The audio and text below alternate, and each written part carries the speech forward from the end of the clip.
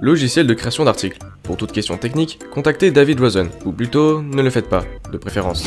Arrête de m'appeler si c'est pour dire que le logiciel ne marche pas sur Android ou sur le navigateur de votre choix. Vous ne devriez même pas avoir accès à cette base de données, sans passer par un système méthodiquement contrôlé par un navigateur standard de toute façon.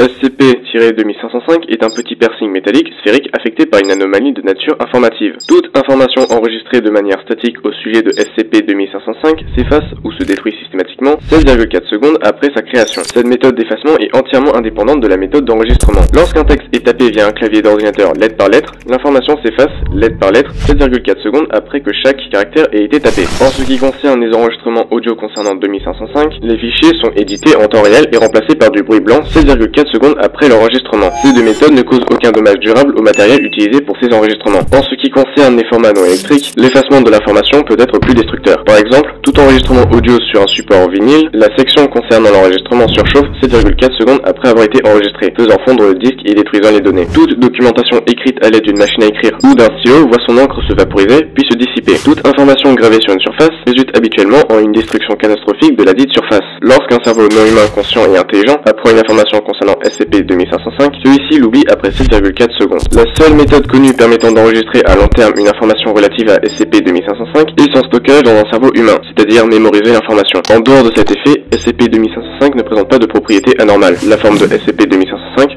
cependant, est exceptionnellement proche d'une sphère parfaite.